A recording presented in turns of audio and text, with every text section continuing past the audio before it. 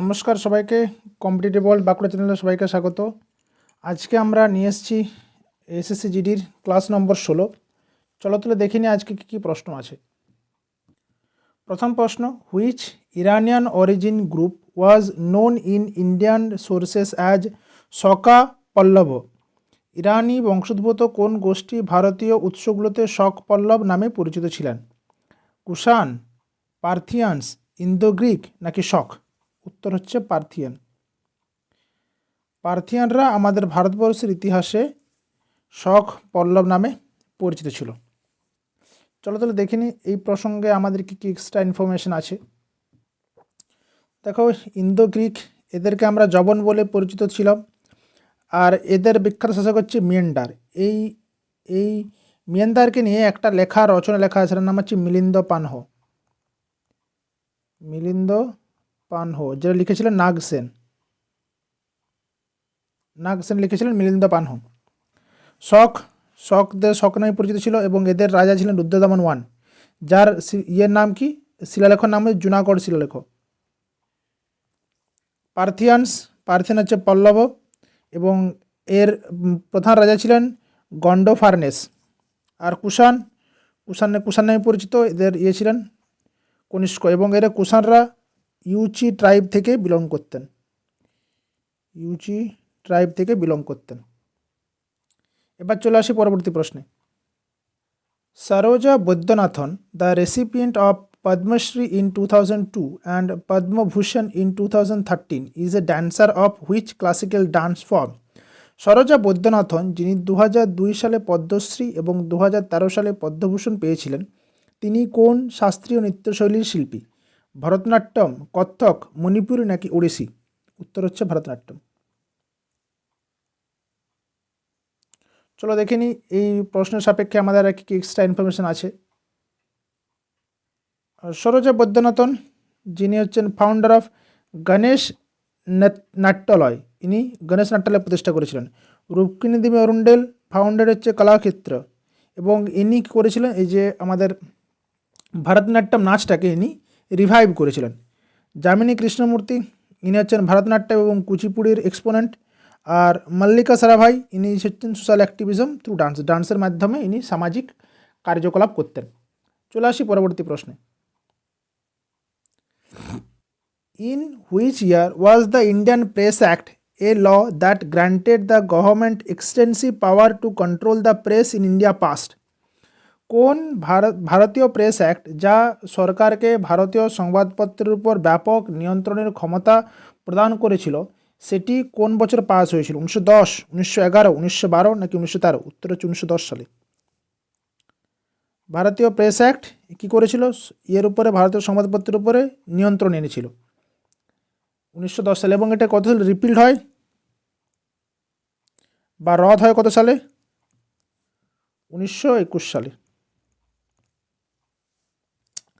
কার আমলে এটা? Lord Minto two. Lord Minto two এর আমলে আর একটা বিখ্যাত জিনিস হয়েছিল, সেটা হচ্ছে কি মরলে মিন্টো রিফর্ম অ্যাক্ট।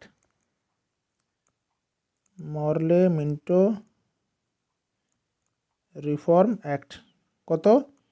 1909। চলো দেখে নিই আমাদের প্রেস রিলেটেড কী কী অ্যাক্ট আছে। প্রথম হচ্ছে সেন্সরশিপ অফ প্রেস অ্যাক্ট, 1799 সালে।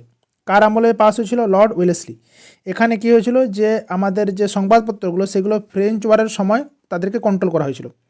লাইসেন্সিং রেগুলেশনস, এটা 1823 সালে এসেছিল, জন অ্যাডাম নিয়ে এসেছিলেন। এটা হচ্ছে সাপ্রেস রাজা রামমোহন রায় পেপার। রাজা রামমোহন রায়ের যে পত্রিকাগুলো ছিল সেগুলোকে এরা সাপ্রেস করেছিল। প্রেস অ্যাক্ট অফ 1835, এটা কে এনেছিলেন? Sir Charles Metcalfe. এটা কি allowed news paper to publish freely, এখানে কি করা হলো, যে নিউজ পেপারগুলোকে ফ্রিলি পাবলিশ করে অ্যালাউ করা হলো। এই জন্য বলা হয় চার্লস মেটকাফকে লিবারেটর অফ প্রেস। এনাকে বলা হয় লিবারেটর অফ প্রেস। তারপরে এলো ভার্নাকুলার প্রেস অ্যাক্ট 1878 সালে। এটা কুখ্যাত একটা আইন, Lord Liton. Discriminate against local language, মানে ভার্নাকুলার প্রেস অ্যাক্ট, ভার্নাকুলারে কিছু মানে সরকারি বিরোধী কোনো কাজকর্ম ছাপা যাবে না। ইন্ডিয়ান প্রেস অ্যাক্ট 1910, এটা লর্ড মিন্টো টু। এটা হচ্ছে কন্ট্রোল রেভলিউশনারি রাইটিং। এখানে কি হলো যে বৈপ্লবিক কর্মকাণ্ডে যে সমস্ত লেখনী ছিল সেই সমস্ত লেখনীগুলোকে কন্ট্রোল করার চেষ্টা করা হলো। ঠিক আছে, তাহলে মোটামুটি প্রেস অ্যাক্ট এবং তার সম্পর্কে কিছু তথ্য জানা হয়ে গেলো আমাদের। এরপরে চলে আসি পরবর্তী প্রশ্নে। In ancient times, who among the following categorically mentioned that there are 360 bones in human body? প্রাচীনকালে নিচের মধ্যে কে স্পষ্টভাবে উল্লেখ করেছিলেন যে মানুষের শরীরে 360টি হাড় থাকে? উত্তর হচ্ছে আমার চরক। চরকে লেখা বইটার নাম কি? চরক সংহিতা।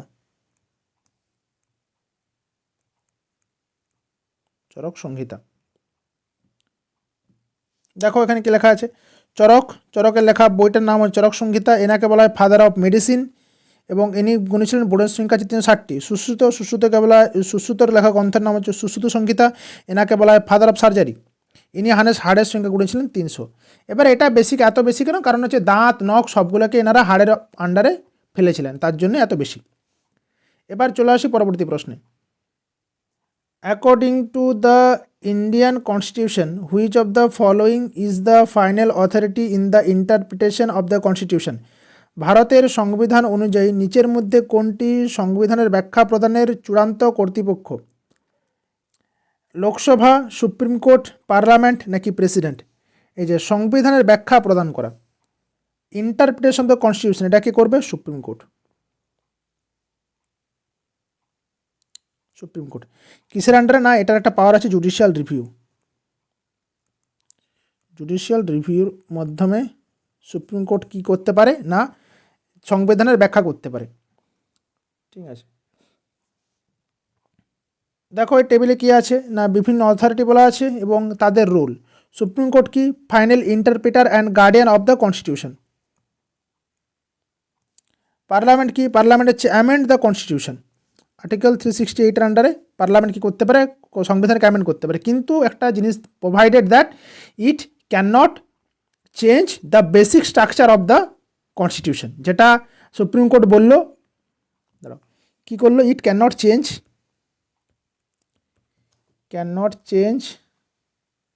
the basic structure of the constitution. Basic structure of the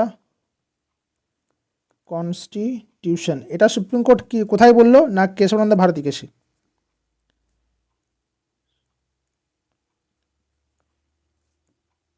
Keshavananda Bharati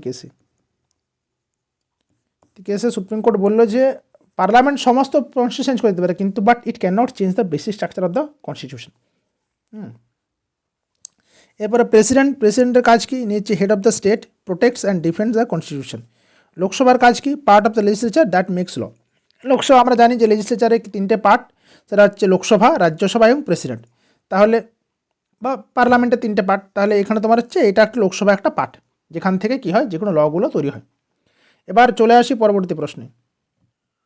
which functional group is polar containing an unsymmetrical distribution of charge between oxygen and hydrogen atoms? কোন কার্যকরী মূলকটি মেরুপ্রবণ যাতে অক্সিজেন এবং হাইড্রোজেন পরমাণুর মধ্যে আধানের একটি অসম বণ্টন দেখা যায়? ইথার, অ্যালকোহল, কার্বক্সিলিক অ্যাসিড নাকি এস্টার? উত্তর হচ্ছে অ্যালকোহলস।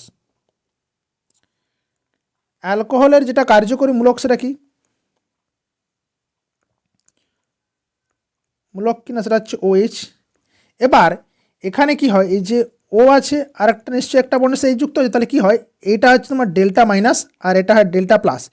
এই জন্য কি হয়? এদের মধ্যে একটা পোলারিটি দেখা যায়, এই জন্য এটা হচ্ছে পোলারিটি দেখা যায়। এই জন্যই কিন্তু এটাকে একটা অসম বন্টন, মানে আধানে একটা অসম, মানে বেশি আধানটা এইদিকে অক্সিজেনের দিকে চলে আসে, অক্সিজেনের দিকে ঝুঁকে থাকে, আধানের ঝুঁকাপটা এইদিকে থাকে।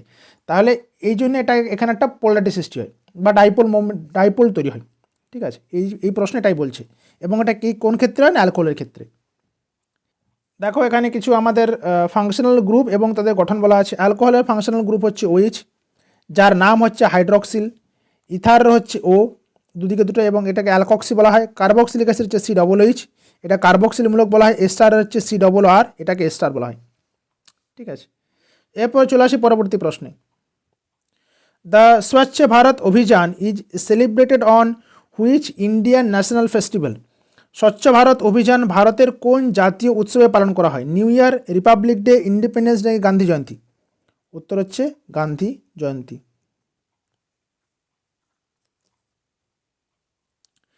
এই যে স্বচ্ছ ভারত অভিযান কবে চালু করা হয়? না অক্টোবর 2, 2014।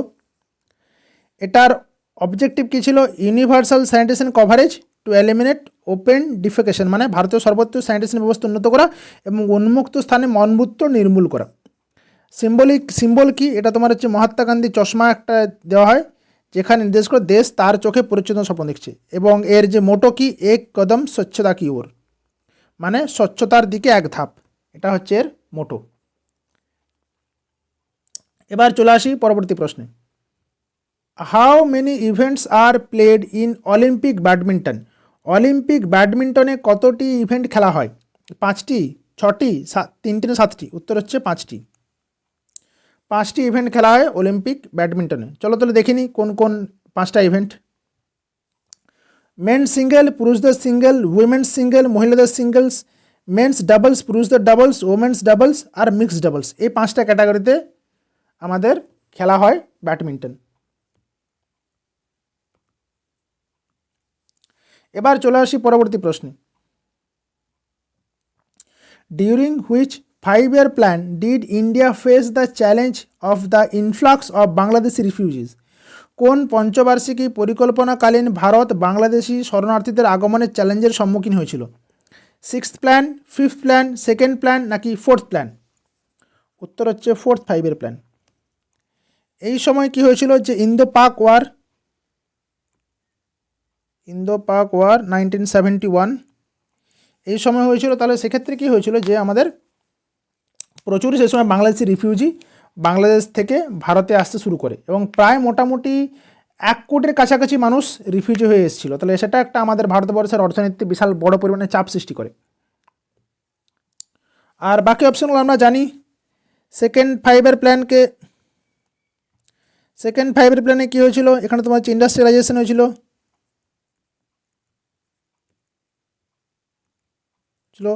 পঞ্চম পরিকল্পনাতে কী হয়েছিল? গরিবি হাটাও। ঠিক আছে, এরপরে চলে আসি পরবর্তী প্রশ্নে। According to the census 2011, which of the following districts has the least sex ratio? 2011 সালের জনগণনা অনুযায়ী নিচের কোন জেলার লিঙ্গানুপাত সবচেয়ে কম? চণ্ডীগড়, সুরাট, কার্গিল নাকি দমন? উত্তর হচ্ছে দমন। দমনের সেক্স রেশিও সবচেয়ে কম। দেখো এখানে কিছু সেক্স দেওয়া আছে। স্টেটে হচ্ছে সবচেয়ে বেশি হচ্ছে কেরালাতে, সবচেয়ে লো হচ্ছে হরিয়ানাতে, ইউটিতে হচ্ছে সবচেয়ে হাইস্ট হচ্ছে পন্ডিচেরিতে, সবচেয়ে কম হচ্ছে দমনে দিউতে। আর ডিস্ট্রিক্টের ক্ষেত্রে মাহে পুদুচেরি সবচেয়ে বেশি, আর দমন এবং দমন দিউ এটা সবচেয়ে কম। এবার চলে আসি পরবর্তী প্রশ্নে। Which is the Indian labour law and social security measure that aims to guarantee the right to work? নিচের কোন ভারতীয় শ্রম আইন এবং সামাজিক নিরাপত্তা ব্যবস্থা কাজের অধিকার নিশ্চিত করার লক্ষ্যে রাখে? Employees provident funds and miscellaneous provisions act, Mahatma Gandhi national rural employment guarantee act, citizenship act, Indian institute of management act? উত্তর হচ্ছে Mahatma Gandhi national rural employment guarantee act, MG NREGA, এটাই হচ্ছে সঠিক উত্তর।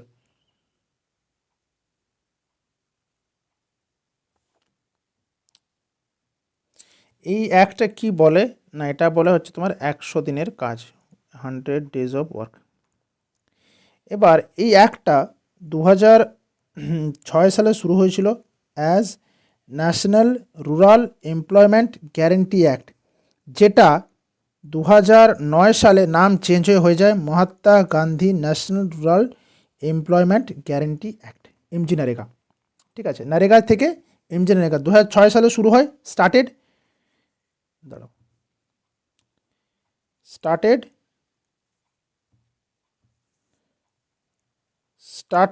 2006-তে as national rural employment guarantee act, সেটাই পরবর্তীকাল নাম change হয়ে যায় Mahatma Gandhi national rural employment guarantee act. ঠিক আছে, এবার চলে আসি পরবর্তী প্রশ্নে। The animal cells are arranged in two embryonic layer and one undifferentiated layer that is called. প্রাণী কোষগুলো দুটি ভ্রূণীয় স্তর এবং একটি অপার্থক্যকৃত স্তরে সাজানো থাকে, যাকে বলা হয় মেসোগ্লিয়া, এন্ডোডার্ম, প্রোটোডার্ম নাকি একটোডার্ম। উত্তর হচ্ছে মেসোগ্লিয়া। কীরকম জিনিসটা না, আমাদের হচ্ছে দুটো যে লেয়ার থাকে, এটা একটা লেয়ার ধরলাম আর এটা একটা লেয়ার, এর ভেতরে একটা লেয়ার, তাহলে এই যে দুটো লেয়ার, এই দুটো লেয়ারের মাঝখানে একটা ধরনের জেলির মতো লেয়ার থাকবে, সেটাকে আমরা বলছি মেসোগ্লিয়া। ঠিক আছে, না তাহলে ভিতরে এটা দেওয়া উচিত হয় না আমার, সরি, তাহলে তিনটে হয়েছে। তো এই যে এইটা একটা ভেতরের স্তর, এটা একটা ভেতরের স্তর, আর এটা একটা বাইরের স্তর, এদের মাঝখানে যেটা স্তর থাকবে সেটা হচ্ছে মেসোগ্লিয়া। এই যে দেখো, এন্ডোডার্মটা হচ্ছে innermost layer of the embryo, ectoderm কি outermost layer of the embryo, আর প্রোটোডার্ম হচ্ছে তোমার কি, এটা হচ্ছে primary meristem forms in epidermis in plant, এটা কিন্তু প্ল্যান্টস রিলেটেড। বাকিগুলো এই যে এন্ডোডার্ম এবং একটোডার্ম এটা উদ্ভিদ রিলেটেড, সরি প্রাণী রিলেটেড। একটোডার্ম কোনটা, এটা হচ্ছে আউটার লেয়ার, এখানে কি থাকে অল মাল্টিসেলুলার এলিমেন্টস, এখানে কিন্তু সমস্ত মাল্টিসেলুলার এলিমেন্টস দেখা যায়।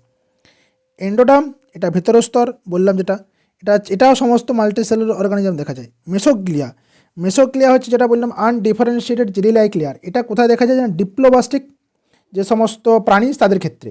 আর মেসোডার্মটা কাদের ক্ষেত্রে, the third cellular layer between একটো অ্যান্ড এন্ডো, এটা কাদের ক্ষেত্রে দেখতে পাওয়া যায়, ডিপ্লোবাস্টিক, যেমন হচ্ছে কডাটা ইনসেক্ট, এদের ক্ষেত্রে তিনটে লেয়ার দেখা যায়, কিন্তু এদের তুলনায় নিম্নবর্গের প্রাণীদের ক্ষেত্রে কটা লেয়ার দেখা যায়, দুটো লেয়ার দেখা যায়।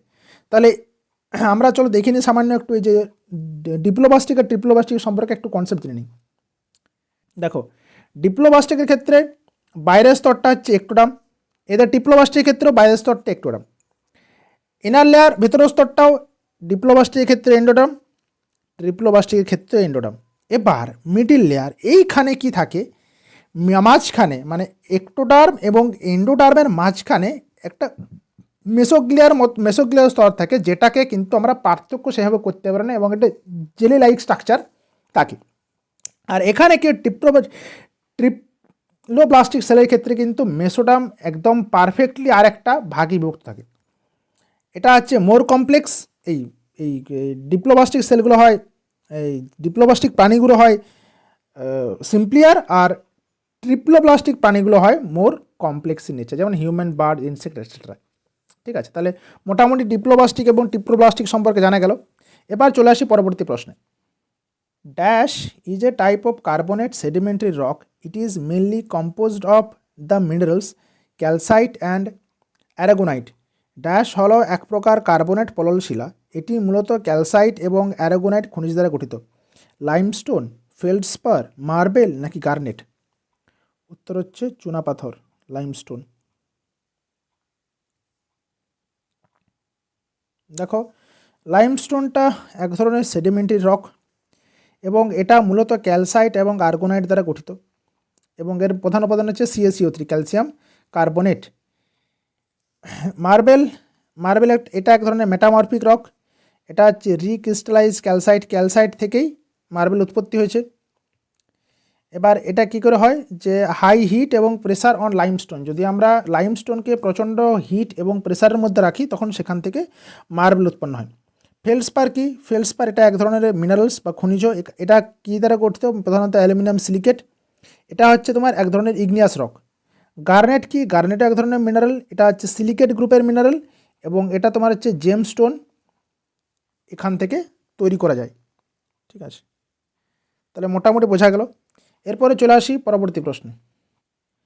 An Ummathat folk dancer from Karnataka dash has been honoured with Padma ইন 2023।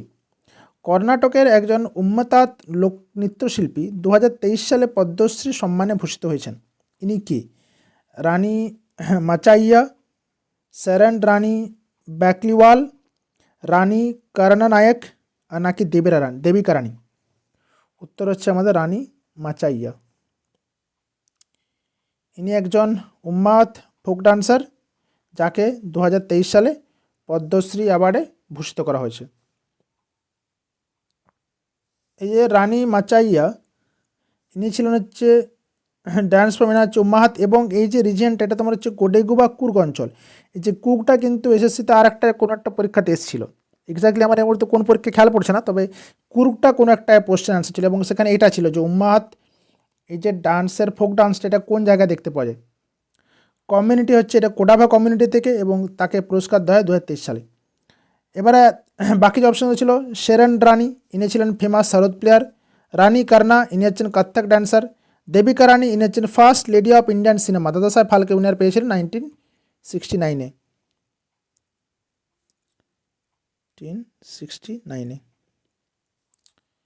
ঠিক আছে, এবার চলে আসি পরবর্তী প্রশ্নে।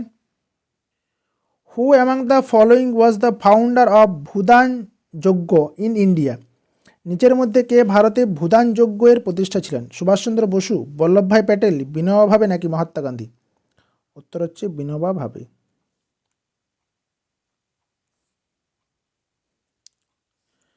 সুভাষচন্দ্র বসু ইনি কি গঠন করেছিলেন? ইনি গঠন করেছিলেন ফরওয়ার্ড ব্লক।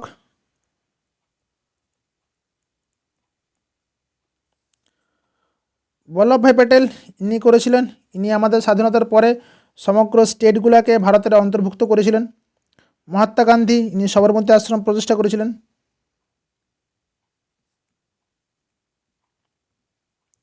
সবরমতী আশ্রম প্রতিষ্ঠা করেছিলেন। ঠিক আছে, এখানে ভূদান আন্দোলন নিয়ে কিছু তথ্য দেওয়া আছে। ভূদান আন্দোলন এটা কত সালে শুরু হয়েছিল? 1951 সালে। কোথায় হয়েছিল? যে পোচামপল্লী, তেলেঙ্গানাতে।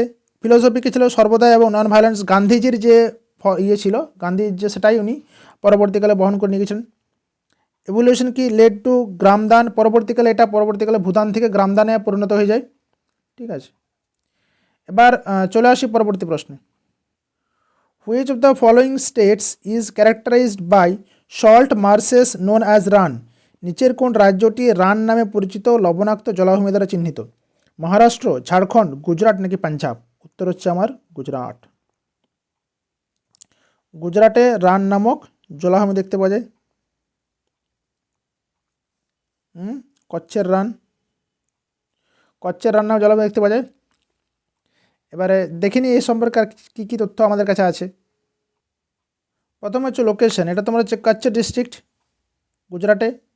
কম্পোজিশন কি? এটা সল্ট ক্রাস্ট এবং মাড ফ্ল্যাটস। মেজর ডিভিশন কি? গ্রেট রান এবং লিটল রান, মানে খুব বৃহত্তর রান এবং ক্ষুদ্রতর রান নামে দুটো ভাগ বিভক্ত। ফেমাস ওয়াইল্ড লাইফ, এখানে কোন ধরনের বিখ্যাত একটা জীববৈচিত্র্য দেখা যায়? সেটা হচ্ছে ইন্ডিয়ান ওয়াইল্ড অ্যাস। এটা কিন্তু very very important. Indian wild ass কোথায় দেখতে পাওয়া যায় না? সেটা হচ্ছে কচ্ছের রানে। আর রিভার ইনফ্লো, এখানে কোন নদী এসে এবার পতিত হয়েছে? লুনি রিভার। এটাও কিন্তু ভেরি ভেরি ইম্পর্টেন্ট। আর এটাও যে কোথায় অবস্থিত? কচ্ছ ডিস্ট্রিক্ট, গুজরাটে। এবার চলে আসি পরবর্তী প্রশ্নে। Who among the following was a leader of Garam Dal, a group of radical nationalist? নিচের মধ্যে কে চরমপন্থী জাতীয়তাবাদী গোষ্ঠী গরম দল এর একজন নেতা ছিলেন? চরমপন্থী জাতীয়তাবাদী গোষ্ঠী গরম দল বা এক্সট্রিমিস্ট।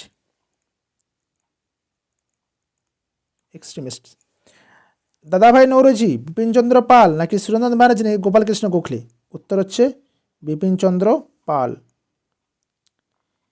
এই যে বিপিনচন্দ্র পাল ছিলেন বিখ্যাত ত্রয়ী, লাল বাল পালের, ইনি ছিলেন পাল। তাহলে লালটাকে লালা লাজপত রায়, বালটাকে বাল গঙ্গাধর তিলক,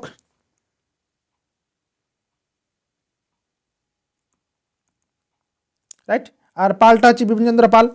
তাহলে এনারা হচ্ছেন এক্সট্রিমিস্ট লিডার বা চরমপন্থী নেতা, বা হিন্দিতে বললে গরম দল হিসাবে পরিচিত। বাকি দাদাভাই নৌরোজি হোক, সুরেন্দ্রনাথ ব্যানার্জি হোক, গোপালকৃষ্ণ গোখলে, এরা সবাই প্রত্যেকেই ছিলেন নরমপন্থী।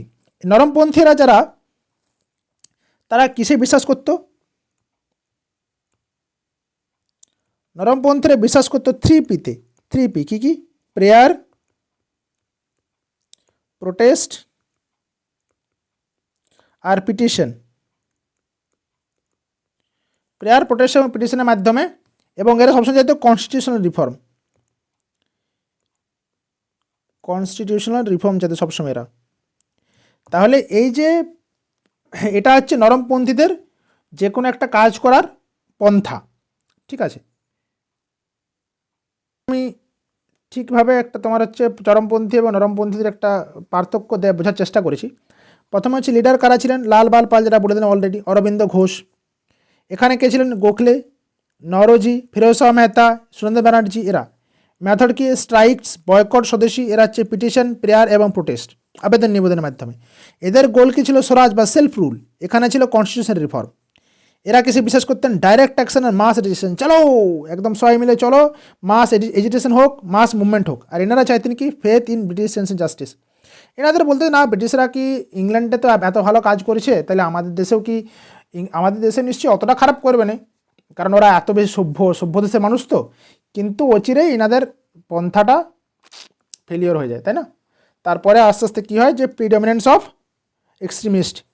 এবং এই যে দুটোর মধ্যে পার্থক্য, চরমপন্থী এবং নরমপন্থীদের মধ্যে পার্থক্য এতটাই ব্যাপক আকার ধারণ করে যে 1907 সালের সুরাট সেশন, রাইট, 1907 সালের, সবাই জানি এটা, সুরাট সেশনে কী হয়, চরমপন্থী নরমপন্থীদের মধ্যে, চরমপন্থী ও নরমপন্থীদের মধ্যে একটা হাতাহাতি লেগে যায়, তাই না। চরমপন্থী এবং নরমপন্থী হাতাহাতি লেগে যায়, এমন হাতাহাতি লেগে যায় যে এদের দুদিনের মধ্যে স্প্লিট হয়ে যায়, এরা দুজনের দুদিকে, দুজনের দুদিকে ভাগ হয়ে যায়, তাই না। এটাকে বলা হচ্ছে কংগ্রেসের ফার্স্ট স্প্লিট অফ কংগ্রেস, তাই, রাইট। এবারে চলে আসি পরবর্তী প্রশ্নে। Which of the following is an alarming effect of thermal pollution in water bodies. নিচের কোনটি জলাশয়ে তাপীয় দূষণের একটি উদ্বেগজনক প্রভাব। The amount of dissolve oxygen decrease significantly, দ্রবীভূত অক্সিজেনের পরিমাণ উল্লেখযোগ্যভাবে হ্রাস পায়। ইনক্রিজিং অ্যামাউন্ট অফ কার্বন ডাইঅক্সাইডের পরিমাণ বৃদ্ধি পায়। The random changes in pH value, pH মানের অনিয়মিত পরিবর্তন ঘটে। চেঞ্জেস ইন টার্বিডিটি, ঘোলাটে ভাবের পরিবর্তন হয়। উত্তর আমার এখানে আছে যে দ্রবীভূত অক্সিজেনের পরিমাণ উল্লেখযোগ্যভাবে হ্রাস পায়। The amount of dissolve oxygen decrease significantly, এটা আমাদের একটা সূত্র আছে। কিসের সূত্র না, হেনরির সূত্র, হেনরিজ ল। হেনরিজ লতে কী বলছে না, যত টেম্পারেচার বাড়বে, টেম্পারেচার যত ইনক্রিজ করবে, তত একটা জলের মধ্যে ডিজলভ অক্সিজেনের মান তত কমতে থাকবে। যত টেম্পারেচার বাড়বে, ডিজলভ অক্সিজেনের মান তত কমতে থাকবে। তাহলে এখানে কি বলছে, the amount of dissolved oxygen decrease significantly. অবশ্যই যখনই আমাদের জলটা গরম হবে, তখনই কিন্তু অক্সিজেনের থাকার, ওর মধ্যে যে ট্র্যাপড অক্সিজেন থাকে বা অক্সিজেন যে অক্সিজেনে মিশে থাকে, সেটা আস্তে আস্তে কমতে থাকবে। এটা হচ্ছে হেনরিজ ল। এবার এখানে কি হচ্ছে দেখো, যত আমাদের টেম্পারেচার বাড়বে, অক্সিজেনের পরিমাণ কমছে। আবার টেম্পারেচার বাড়লে কী হয়, মানে জলজ যে সমস্ত প্রাণীরা যারা আছে, বিশেষত মাছ, তাদের ক্ষেত্রে কী হয়, যে শ্বসনের হার আরও বৃদ্ধি পায়।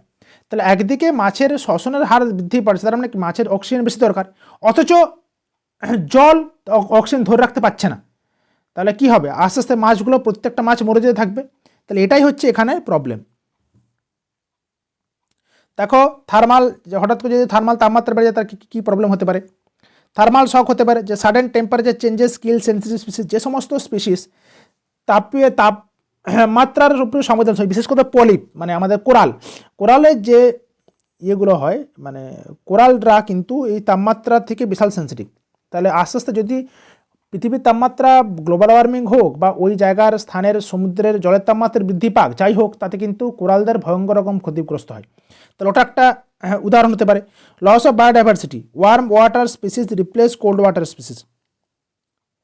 যেখানে জলটা ঠান্ডা থাকে, সেখানে যদি জলটা গরম হয়ে যায়, তাহলে কি আস্তে আস্তে ওখানকার যে কোল্ড টেম্পারেচার যে সমস্ত মাছ বা যে সমস্ত স্পিসিস থাকতো, তারা আস্তে আস্তে অবলুপ্তির দিকে যাবে। আবার যেখানে গরম, যে জায়গাতে গরম স্পিসিসরা যেখানে বসবাস করতো, তারা এই জায়গাতে মাইগ্রেট করে যাবে। Increase toxicity, chemical become more toxic to fish at higher temperature. অবশ্যই, যে যখন আমাদের টেম্পারেচার বৃদ্ধি পায়, তখন টক্সিন লেভেলও বৃদ্ধি পায়, এবং সেই টক্সিনগুলো কী করবে, মাছের শরীরে খুব দ্রুতভাবে বৃদ্ধি পেতে থাকে, এটাই এখানে কিন্তু ঘটে। ঠিক আছে, তাহলে প্রশ্নটা সম্পর্কে বোঝা গেছে। এবার চলে আসি পরবর্তী প্রশ্ন। The people of Himachal Pradesh make channels to bring water from a glacier or rain water to village for the function of mainly irrigation. This channels are locally known as. Himachal প্রদেশের মানুষ হিমবাহ বা বৃষ্টির জল গ্রামে নিয়ে আসার জন্য নালা তৈরি করে, যা মূলত সেচের কাজে ব্যবহৃত হয়। এই নালাগুলো স্থানীয়ভাবে কী নামে পরিচিত? গুল বা কুল, জোহাদ, বাউরি নাকি খাদিনস? উত্তর হচ্ছে গুল অর কুলস।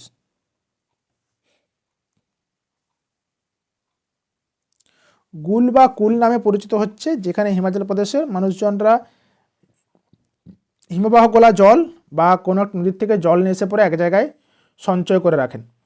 এটাকে আমরা বলছি গুল বা কুল। দিয়ে পরবর্তীকালে চাষের কাজে এটা ব্যবহৃত হয়। গুল বা কুল সম্পর্কে বললাম। এবার আছে খাদিনস। খাদিনস হচ্ছে কোথায় পপুলার? রাজস্থানে। এটা হচ্ছে কি না embankments on farmland to retain moisture, জমিতে জল ধরে রাখা হয় এখানে। জোহাজ, এটা রাজস্থানে, এটা হচ্ছে জলাধার, ছোট ছোট জলাধার তৈরি করা হয়। বাউরি, এটাও রাজস্থানে বা গুজরাটে, এটা তোমার যে ধাপ কুয়ো, ধাপে ধাপে ধাপে ধাপে নিচে নেমে যাবে, এটা ধাপ কুয়ো। তাহলে বোঝা গেছে জিনিসটা সম্পর্কে। এবারে চলে আসি পরবর্তী প্রশ্নে। Which article of the Indian constitution states the following? Directive principle of state policy are fundamental in governance of the country and it shall be the duty of the state to apply these principles in making laws. ভারতীয় সংবিধানের কোন অনুচ্ছেদে নিচের কথাটি বলা হয়েছে? রাষ্ট্র পরিচালনার নির্দেশমূলক নীতিসমূহ দেশের শাসনের ক্ষেত্রে মৌলিক এবং আইন প্রণয়নের সময় এই নীতিগুলি প্রয়োগ করা রাষ্ট্রের কর্তব্য হবে। এটা কততম আর্টিকেলে বলা আছে? আর্টিকেল 35, আর্টিকেল 40, আর্টিকেল 30 নাকি আর্টিকেল 37? উত্তর হচ্ছে আর্টিকেল 37। আর্টিকেল 37 বলছে যে ডিপিএসপি লাগু করতে হবে কখন? না যখন সরকার কোনো নীতি চালু করবে তখন আমাদের ডিপিএসপিকে কিন্তু লাগু করতে হবে। ঠিক আছে, দেখো এবার ডিপিএসপি সম্পর্কে হালকা কিছু তথ্য জানি। প্রথম কথা, ডিপিএসপি এটা কিন্তু নন জাস্টিসেবল নেচার, মানে আমি আদালতে গিয়ে এবার বলতে পারবো না যে এই ডিপিএসপিটা 37 নম্বর ডিপিএসপি কেন লাগু হচ্ছে না, 40 নম্বর ডিপিএসপি কেন লাগু হচ্ছে না, আমি কিন্তু ওটা কোর্টে গিয়ে কোনোদিনই বলতে পারবো না, কারণ ডিপি হচ্ছে নন জাস্টিসেবল নেচার। গভর্নমেন্ট রোল, এখানে গভর্নমেন্ট রোল কী আছে? যে fundamental in the countries governance. না, আমাদের দেশ শাসনের ক্ষেত্রে ডিপিএসপিটা অত্যন্ত গুরুত্বপূর্ণ আছে। একটা দেশ কিভাবে চলবে বা একটা সরকার যখন আছে সে কি কি ল তৈরি করবে যাতে মানুষের ভালো হয়, সেটা কিন্তু ডিপিএসপির উপরেই বেস করে বা ডিপিএসপিগুলোকে দেখেই যেন সেই লটা তৈরি করা হয়। স্টেটস ডিউটি, স্টেটের কি ডিউটি আছে? Duty to apply principles in making law. ওই তো বিভিন্ন যে রাষ্ট্রের ডিপিএসপির মধ্যে যে সমস্ত লগুলো আছে সেগুলোকে অ্যাপ্লাই করা কিন্তু স্টেটের কাজ। পার্ট অফ দ্য কোন পার্টে লেখা আছে? না পার্ট 4-এ আছে। কত নম্বরতে কত নম্বর আর্টিকেল? 36 to 51। এখানে তাহলে বাকি অপশনও কি বলছে? আর্টিকেল 30-এ কি আছে?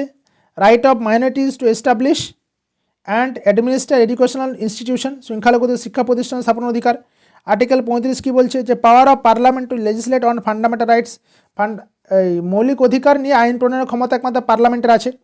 আর্টিকেল 37 কি বলছে? Fundamental nature and application of DPSP, এখানে নির্দেশমূলক নীতি প্রয়োগ এবং গুরুত্ব সম্পর্কে বলা আছে। আর্টিকেল 40 কি লেখা আছে? আর অর্গানাইজেশন অফ ভিলেজ পঞ্চায়েত।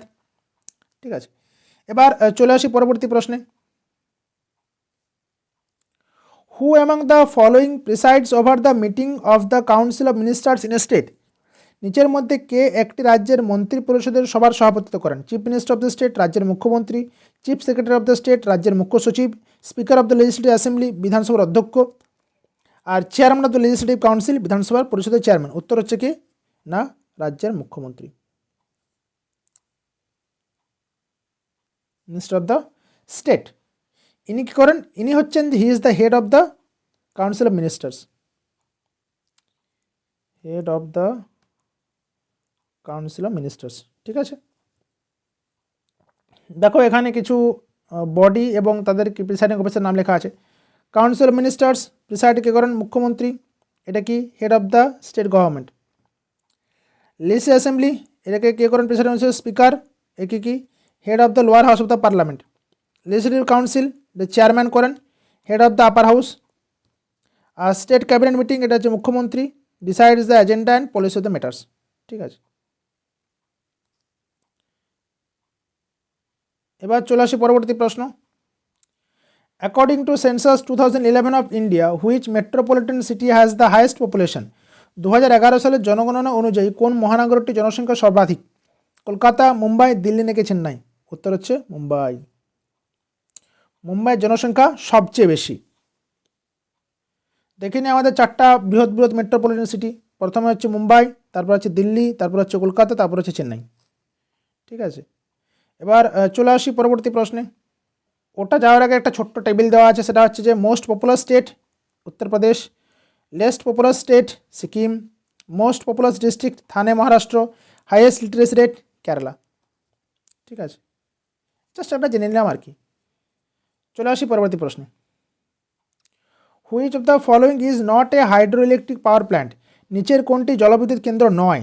কাপলি জলবিদ্যুৎ প্রকল্প, ভাকরানাঙ্গাল জলবিদ্যুৎ প্রকল্প, সাম্বারহাট জলবিদ্যুৎ প্রকল্প নাকি দামোদর উপত্যকা জলবিদ্যুৎ প্রকল্প? উত্তর হচ্ছে সাম্বার লেক হাইডেল প্রজেক্ট। এটা কিন্তু কোনো জলবিদ্যুৎ প্রকল্প নয়।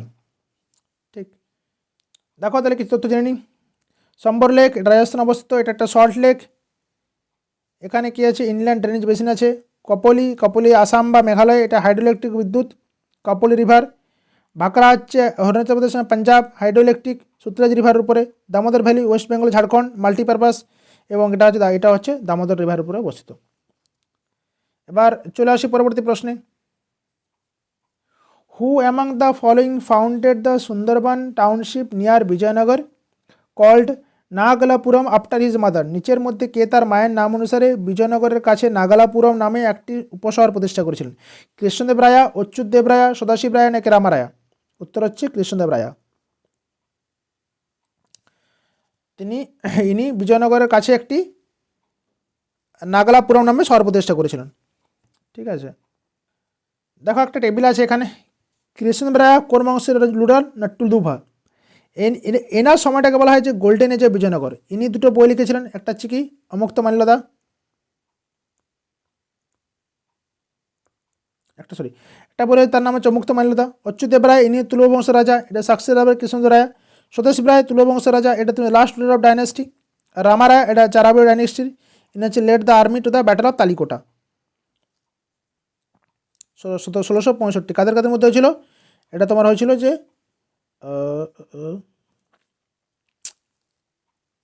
এক সেকেন্ড,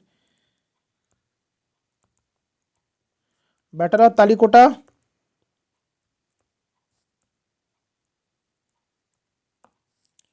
5 সব ভুল করছি। Battle of Talikota 1565 between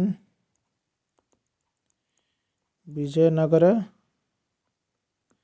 and the fractions of Bahmani kingdom.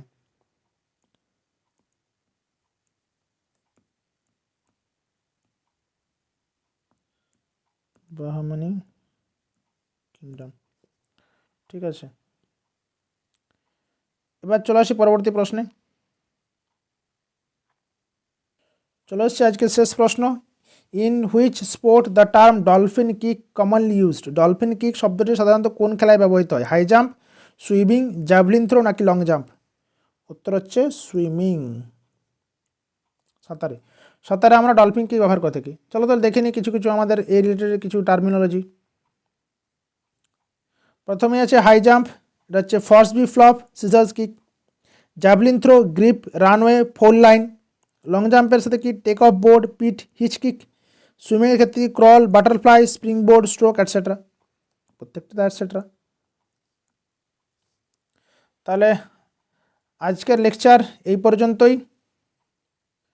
সবাইকে থ্যাংক ইউ জানাবো আমার সাথে এতক্ষণ থাকার জন্য। অবশ্যই সবাই এই চ্যানেলটাকে সাবস্ক্রাইব করে নেবে,